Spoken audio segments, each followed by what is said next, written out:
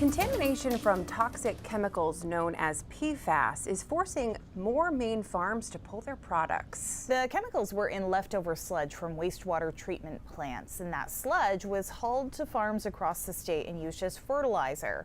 Now, over time, those compounds leached into the groundwater. There is a new bill making its way through the legislature that, if approved, would allocate tens of millions in surplus funds to address this crisis. News Center Maine's Vivian Lee has the story from Albion. Brendan Holmes and his family have been running Misty Brook Farm, a 500-acre organic dairy farm, for nearly a decade.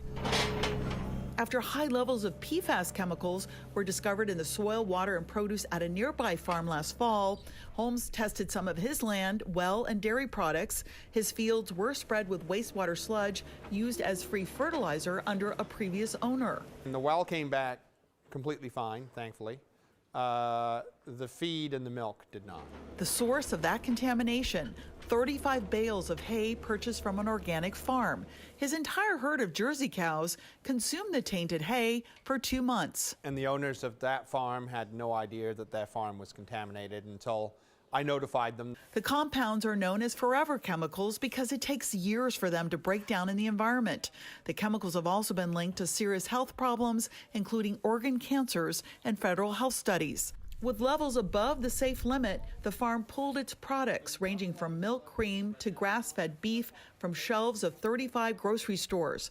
The farm also paid for dozens of PFAS tests, which run about $500 each. I can go a week and a half with no income, and then I'm insolvent. More than 9 farms have been identified by the Department of Agriculture, Conservation, and Forestry as having high levels of PFAS contamination. Now, Department of Environmental Protection regulators are currently testing sites that receive the largest volume of sludge across the state, a state-approved practice that dates back to the 1970s. But with a potential list of 700 sites, that survey could take years to complete, prompting more farmers to test at their own expense.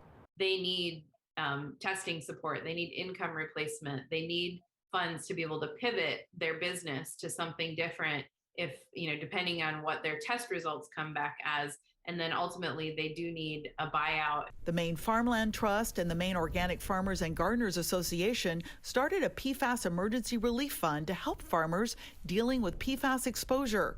Farmers can apply for grants to pay for testing and to supplement lost income. While we are working with them. The DACF, meanwhile, is asking for $3 million in the governor's supplemental budget to deal with the PFAS crisis.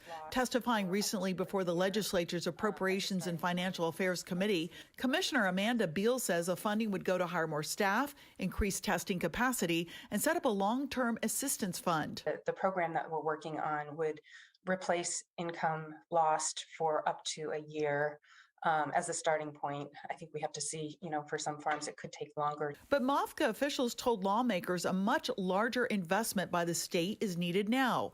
LD 2013 would set up a fund to support farmers on a number of issues, including mortgage payments, health monitoring, new infrastructure, and a buyout program of contaminated land. And we think that probably $100 million is a reasonable projection of what's going to be needed to help farms and so that Maine can emerge. Back at Misty Brook Farm, recent tests show all of the farm's products are now PFAS-free, soon to be back on store shelves. A GoFundMe is also raising money to help purchase a new herd of organic cows. But questions remain if impacted farmers can find a way to survive this toxic nightmare. That land is permanently never going to produce food for humans in the next 2,000 to 3,000 years.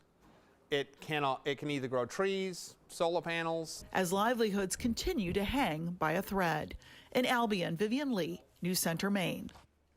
The PFAS Emergency Relief Fund has raised nearly $300,000. All farmers can apply, and we'll have more information on our website and our News Center Maine app.